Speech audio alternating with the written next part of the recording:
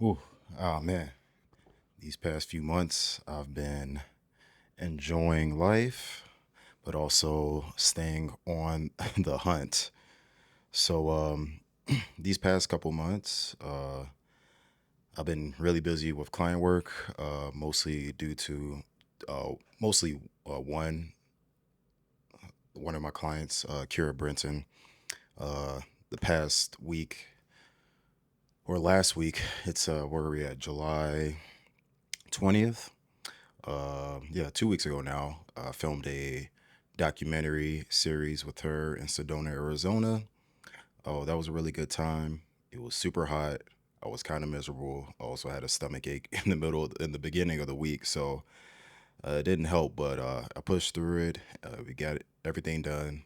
Thankfully, I don't have to do any editing. So my guy Steven, he was on the trip with us, and he was assisting as well as another camera operator, and he's taken on all of his team has taken on all of the editing for this production that we just did, and also Mimo was there doing photography, and we had three authors that we were filming throughout that entire week. It was very impactful, and hopefully, they'll be able to see kind of how we filmed it and kind of be able to get a little bit nostalgic when they look back on it, and obviously hopefully helps them promote what they want to do and the stuff that uh you know the impact that they're trying to make on the world. So that was a really great trip. It was really beautiful. Unfortunately, there were fires in the area, so like every morning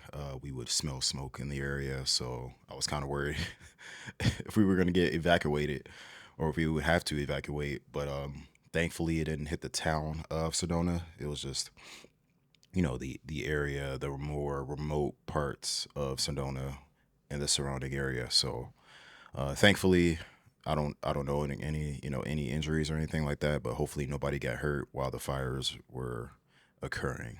And thank you to all of the personnel, that were going back and forth with the helicopters to try to put out the fires. So thank you to them. I bought a bunch of gear for the Sedona shoot, and it was very helpful for sure, beneficial because I needed to have two audio setups. I needed to have one for like a confessional style situation where all the authors go into a private room and they talk about you recap their day and talk about what they were feeling and the impact they want to make, and how uh, the immersion trip was going for them, and the stuff that they were going through to try to figure out what they want to write about and what kind of impact they want to make as business owners with the mission that they have individually. So yeah, I did buy some more gear for the Sedona documentary series, and it was very beneficial. I bought some grip. Bought for grip for audio, and I bought also another mic and some cables, another XLR cable. Um, what else did I buy? I mean, I technically already got or I had purchased a third FX3 already, so I can have another camera for the confessionals. But I had that in there already, so I have three FX3s. I bought a lens, so I have like a 16 to 28 millimeter lens, so I can go from like sort of ultra wide to medium wide shots. And I brought a lantern for my smaller nan light 150B light, and also bought a case. This is kind of like future. This is for the future me, is to buy a van eventually. And so I can be able to transport large cases. I was not able to fit this case into my Mazda 3 hatchback car, so yeah, I'm gonna have to make an investment in buying a larger vehicle now. Thanks, Jamal, for buying such a large case. But even though I did buy this case, I also was looking to buy a case that's long enough for this Matthews combo stand that I bought. It is not long enough. I thought it was that I did all the measurements and I looked up all the product dimensions and all that, and still the case was not long enough. I thought I bought the right one, but apparently not. But yeah, I had that to deal with, so I essentially just stuck that Matthews combo case in between like the my armrest, so it can fit through, like long ways because it's too long to fit in horizontally. So I had to fit it in vertically. Uh, so I, fit it in between the passenger seat going back into the front passenger seat going back into the back passenger seat. So I did that to be able to transport my Matthews combo stand. But yeah, that was all really pretty much the grip that I had to buy. I had to buy another audio set for the confessionals, so I did that. But yeah, that was the gear I had to buy. And I think it was about. I'm not gonna lie, I probably made $2,000 worth on that purchase. I have an estimated number here. Oh no, I bought $4,000 worth of gear. Uh, yeah, that was a lot. But yeah, but actually going into that, that will be all paid off. I bought it on a credit card before, but I'm able to pay that off. Hopefully, I get paid from my client. I'll be able to pay that off at the end of the month. So yeah, it was. I'll still make a profit based on what the purchase that I made and the vacation I took and all that. So I'll still be able to come away with a surplus of money. And I don't know if I did. Yeah, I mentioned this in the last vlog. Actually, and you can watch the last vlog. Put it somewhere here on my face or next to my face or whatever. But became debt free. So yeah, at the end of the month, I will be in the surplus. So, but currently, right now, as of this moment, I'm in the negative. But once I get paid for my clients this month, I will be in a surplus of funds. But yeah, hopefully, also in the future, I do want to open up I just saw like there was a starter investors pack on I can't remember what financial institution this was, but I have it in my tab. Something like a Wells Fargo or a TD Ameritrade, where they have like a starter investor sort of situation where I can create a portfolio and start investing in mutual funds and index funds and IRAs and all that. So that's where, again, another future me thing is to start investing in my future and putting money away and saving and try to make some investments, so I can make some money for myself for the future. So yeah, that's the next step for me financially. And then I guess the last bit of gear, and nice to haves that I would like to have is I like to buy another camera, right? I would like to buy another FX3 and then maybe an FX6 or an FX9 to do more ENG work, and then buy an 8 camera switcher. So like the ATEM, Blackmagic has a ATEM video switcher. It's called the Extreme ISO G2, and I would like to buy that. So they have like an eight HDMI video switcher, 8 cameras. So I'm not gonna probably have 8 cameras, but if I want to, I can get other camera operators that have their own camera packages and plug those in if I want to have like a more serious, huge, larger production, large scale production. But really, it's more for being able to have multiple outs because I do want to be able to send out multiple feeds where, I can have a monitor, a multi-monitor view, and then also sending out um, a monitor out to like a live stream, like a Zoom or a YouTube live or wherever, the other out would be to a live. So it's only one out that I can do. Um, or really technically two, um, but one of them I have to record on my current ATM Mini ISO Pro switcher.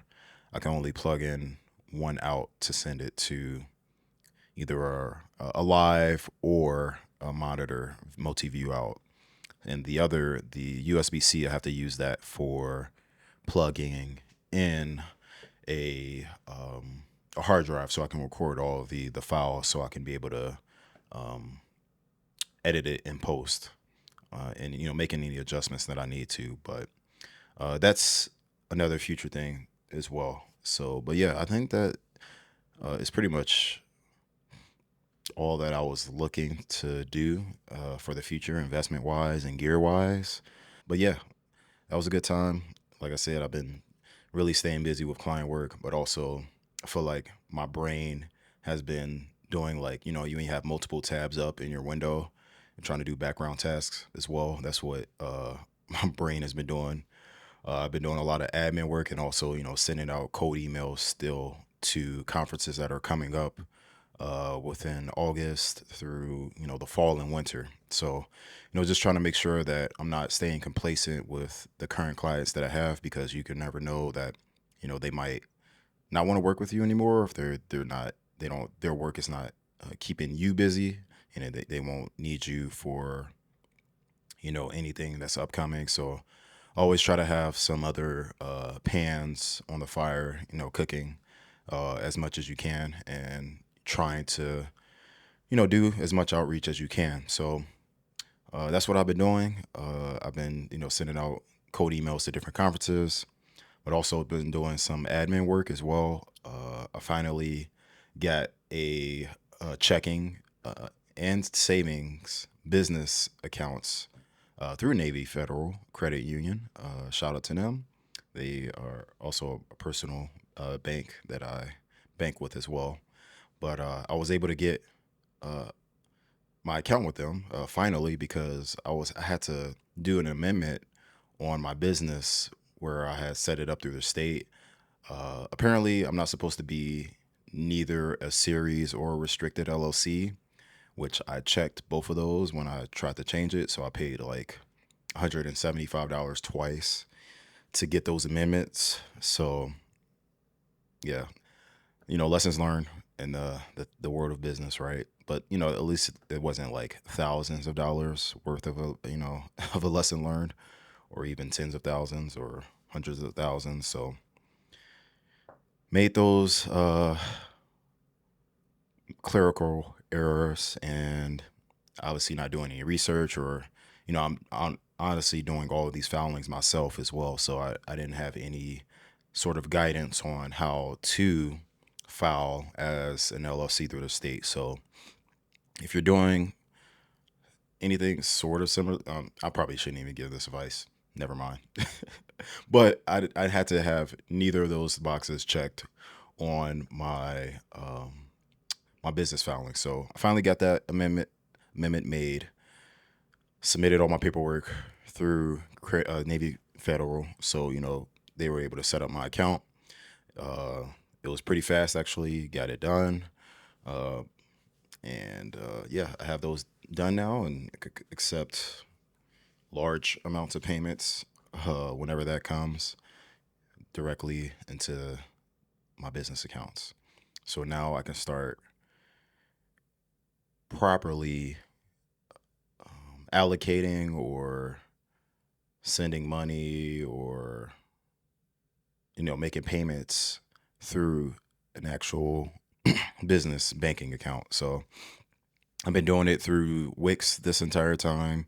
I have like a Wix account where we have it's a say I think it's through Lincoln savings account or something, bank or something. I can't remember the name of it, but yeah, it's through them, and I've been dealing a lot with my payments and processings through Wix. So now I can finally have all my processing done with an actual bank, and I feel a little bit more legitimized. And also, speaking of feeling a little bit more legitimized, I also recently got my minority business status ownership certificate approved from the organization is NMSDC.